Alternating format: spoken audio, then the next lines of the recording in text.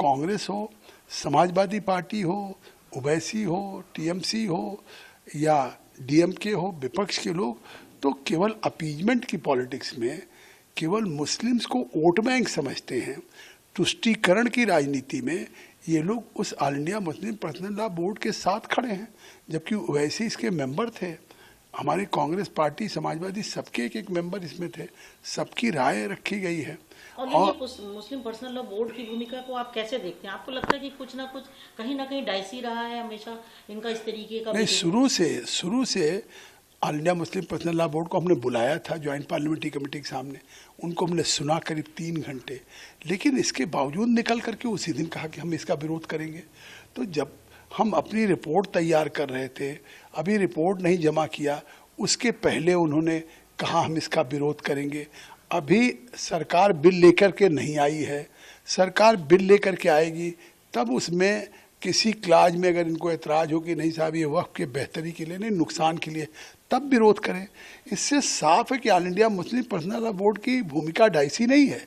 शुरू से वो तय कर चुके हैं कि हमें इस बिल का विरोध करना है। अब क्यों, मतलब क्या वो नहीं चाहते कि इसका फ़ायदा वक्फ का गरीबों को या पसमानदा मुस्लिम को मिले? उन्हीं के हितों की रक्षा करना चाहते हैं जो मुतवल्ली हैं, केयर टेकर्स हैं या खुद। और ये विपक्ष को मैं पूछना चाहता हूँ कि आप मुसलमान को केवल वोट बैंक समझेंगे? आखिर आज मोदी सौगात दे रहे हैं। आज ईद में भी जिस तरह से 32 लाख लोगों को दिया गया, मुस्लिम महिलाओं ने शुक्रिया अदा किया मोदी जी का कि हमारी ईद में हमको तोहफा दिया। तो ये सबका साथ सबका विकास है।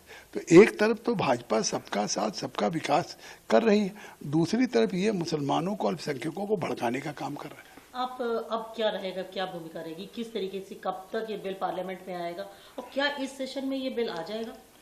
देखिए, सरकार ने स्पष्ट किया है कि हम इस बिल को लाएंगे और अब ये सरकार को बिल लाना है और बिजनेस एडवाइजरी कमेटी जो स्पीकर साहब के साथ बैठती है अध्यक्षता में, तो उनके साथ बातचीत होगी। अभी सेशन 4 दिन का है, तो बिजनेस एडवाइजरी कमेटी में एजेंडा अगर तय हो जाएगा तो सरकार बिल लाएगी। आपको लगता है, उम्मीद है कि ये बिल पास हो जाएगा, इसी सत्र में पास हो जाएगा? हमें उम्मीद है, चेयरमैन होने के नाते आपको लगता है कि? हमें उम्मीद है कि बिल आएगा और बिल पास भी होगा, क्योंकि बिल जैसे जब आप देखते थे 3 तलाक था, इसी तरह से देशव्यापी आंदोलन था।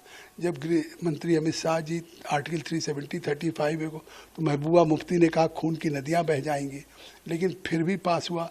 आज सारे देश के कानून लागू हैं। आज वर्ल्ड का सबसे बड़ा टूरिस्ट हब बन रहा है जम्मू कश्मीर। तो मुझे लगता है कि ये कानून आएगा भी, कानून पास होगा, इससे गरीब मुसलमानों को, पसमानदा को इसका फ़ायदा मिलेगा, वक्फ की आमदनी।